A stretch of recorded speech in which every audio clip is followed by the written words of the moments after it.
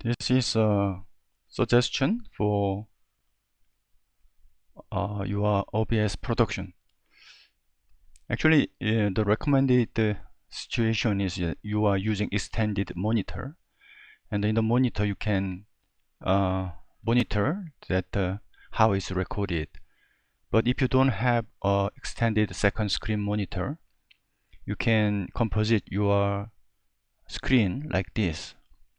So as you can see that this is OBS on the right side, and each individual panels can be dragged out and placed it on the half side of this one. And the other side, you can place that one used for the application you are using, probably some PowerPoint and Notepad. From this scene, that basic PowerPoint with Note, use those sources. So what you need to do is this setup. If it's set up this way, you can just click Start Recording and Stop Recording. So once you start recording, you can stop the recording, and the result MP4 will be produced in the video directory, and you can edit that video output using OpenShot video system. That process is explained in the other video. So let me just play this one. As you can see that you can write some note on the top of PowerPoint. That is possible because that you are using ODT here and the application here, and the note application is here and up here. So using the pen, you write something and you can monitor the position of the pen on the OBS screen. So this is the most effective way you can use it on OneScreen environment.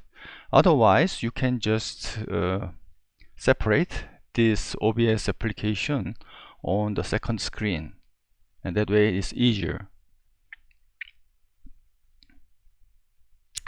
Okay, that is a thing I like to talk about, how to make how to compose the OBS screen on one. In your notebook, you can drag and place the application on one side, and if you this is different computer, if you place it on the right upper corner, it will be fit into 1/4 of your screen. So by that way, you can use that. You can use OBS. You can place OBS on the right side screen, and the other applications on the left upper and left lower position. And I made a Moodle course for you. The Moodle course, you can access that Moodle course on the mind map here, the Tibet Moodle course. If you click, you can access the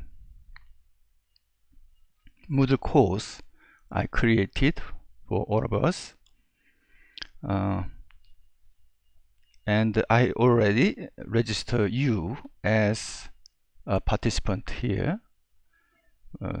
Who didn't I couldn't find the other people. I just the participant now. I was able to find the 2 professors, but okay, as you can see, 2 professors. So because you have a teacher capability, you can copy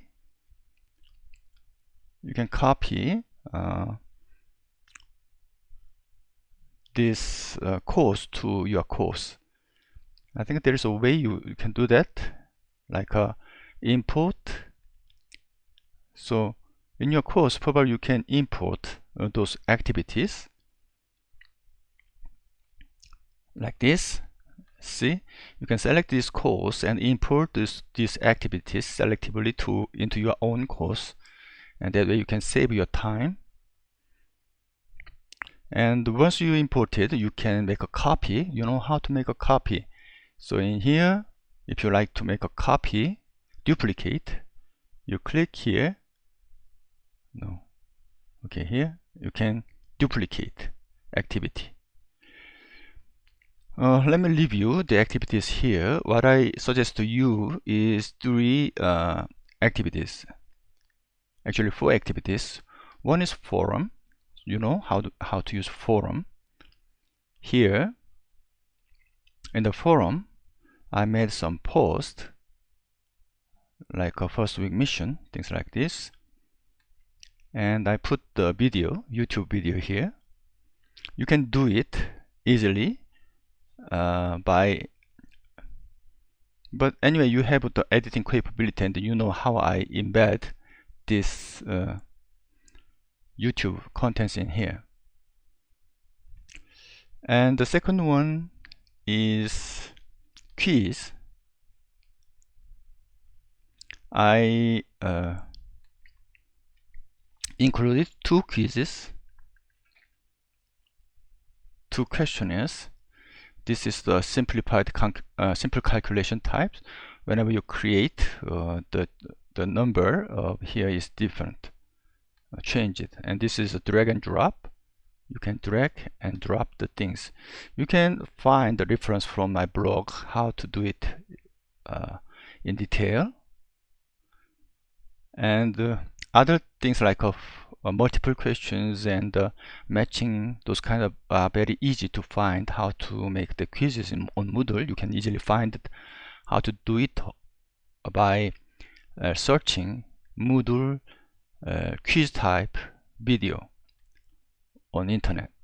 So yeah, this is the way to use it. You can use different kind of quizzes. And feedback is the one I recommend to you to use on your own class. Once you finish the class, week or by week or by an hour, you can ask the students to take feedback. So you can make a copy of this one, and the students take this feedback and they answered it. You can analyze it later, but now there's no result, and you can see how the result would be by watching this edit question individually. This is very slow. I don't understand, because this is a TVTI system and this is the system. There is a system I use on internet using cloud.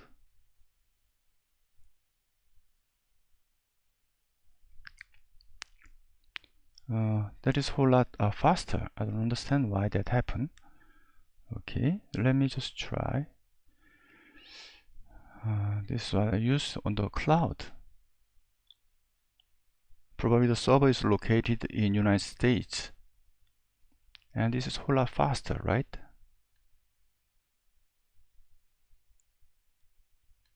So I think network is not a problem. The server is responding very slowly. Okay, so all right, and this system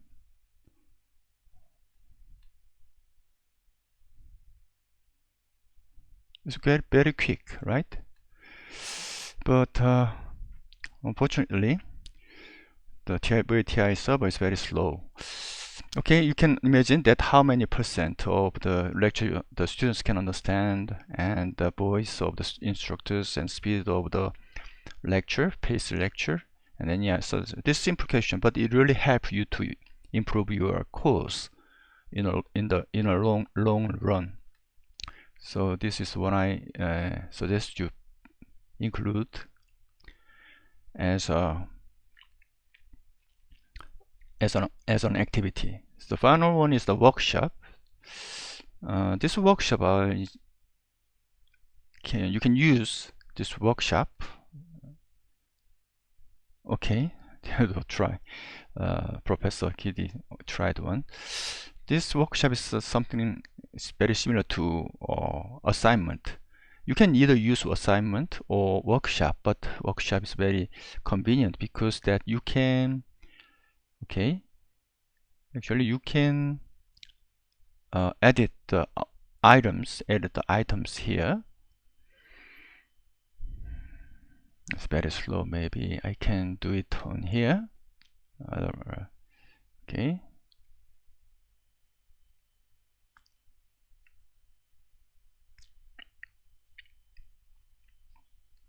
It's also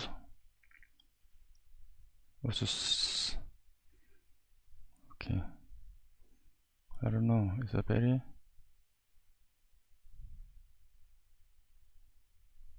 I think the whole internet is gone. Anyway, let me okay. So this is the whole internet's connection problem.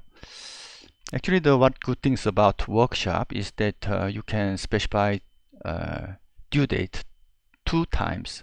One is for students' submission, their assignment, and after the submission period, they can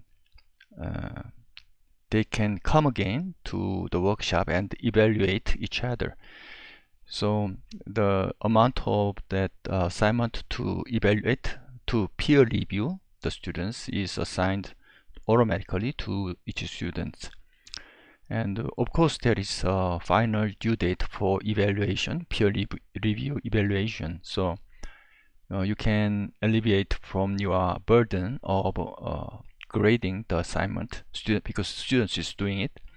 And the other thing is that students really have a perspective of faculty instructors by grading other students' assignment.